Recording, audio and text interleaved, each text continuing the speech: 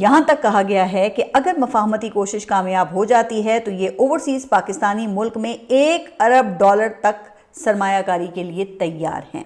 منصوبہ یہ ہے کہ پہلے کوٹ لکھپت جیل میں قید رہنماؤں کی رہائی کی راہ ہموار کی جائے تاکہ پی ٹی آئی کی ایسی قیادت سامنے آئے جو زیادہ معتدل اور عملی رویہ اپنانے پر آمادہ ہو۔ اب مجھے نہیں معلوم کہ اس کوشش کا کیا نتیجہ نکلنا ہے، کیونکہ اگر منصوبہ یہ ہے کہ عمران خان جیل میں ہی رہیں اور پاکستان تحریک انصاف کی متبادل قیادت سامنے لائی جائے تو مسئلہ پھر بھی حل تو نہیں ہوگا، کیونکہ جب تک عمران خان رہا نہیں ہوتے سیاسی استحکام کہا جاتا ہے کہ آنا وہ ذرا مشکل ہے۔ لیکن ایک بات غور طلب ضرور ہے، اور وہ یہ کہ اس مفاہمتی کوشش کے بدلے میں $1 ارب کی آفر دی گئی ہے، یعنی کہ کوشش کرنے والوں کو بھی موجودہ رجیم کی کمزوری کا ادراک ہے، کیونکہ ابھی تک معیشت سنبھل نہیں پائی اور حکومت اس وقت معاشی مسائل میں گھری ہوئی ہے، اور ہمارا جو گودی میڈیا ہے نا وہ یہ کہہ رہا ہے کہ فیض حمید کی سزا نے حکومت کو نئی زندگی دے دی ہے۔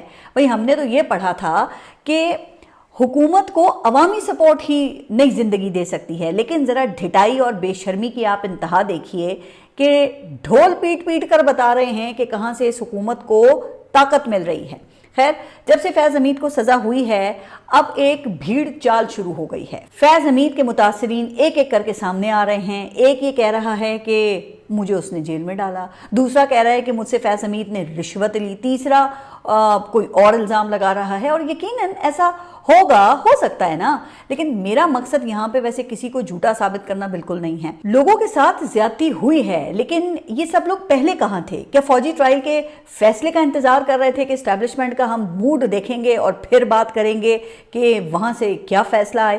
اب فیض حمید گرا ہوا ہے تو سب آپ دیکھیں کہ اپنے اپنے حساب لے کر میدان میں آ گئے ہیں۔ اس حوالے سے میں وزیر اعظم کے ایک مشیر ہیں ان کو سن رہی تھی جن کا نام ہے حذیفہ رحمان، اور وہ موصوف یہ کہہ رہے تھے کہ نون لیگ کے ایک رہنما کو ملک سے باہر جانے کی اجازت دینے کے لیے فیض حمید نے 50 کروڑ روپے لیے۔ اب میں سوچ رہی تھی کہ ملک سے بھاگنے کے لیے اتنی بڑی رقم آخر کون دے سکتا ہے، اور پھر اگر کسی کی کوئی کمزوری نہیں تھی تو اتنی بڑی رقم کیوں دی گئی؟ تو پتا چلا پھر کہ بات وزیر اعظم کے بیٹے سلمان شہباز کی ہو رہی ہے۔ اچھا، اسی طرح کہا گیا کہ ایک نون لیگی سینیٹر ہیں چودھری تنویر، ان سے فیض حمید نے 14 کروڑ روپے لیے ہیں۔ تو بھائی لیے کیوں؟ اب اصولی طور پہ اگر آپ دیکھیں تو غیر قانونی طور پہ رقم ہتھیانا یہ تو جرم ہے نا، اور اس کی مذمت بھی ہونی چاہیے، لیکن سوال تو یہ بنتا ہے کہ بھائی اتنا پیسہ آیا کہاں سے؟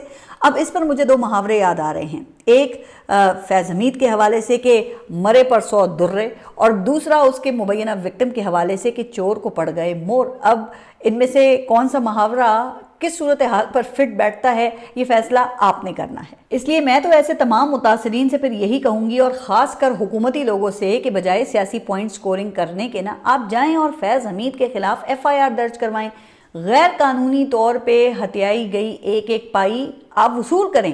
لیکن جناب اس معاملے پر آپ دیکھ رہے ہیں نا کہ مکمل سناٹا ہے، سب خاموش ہیں۔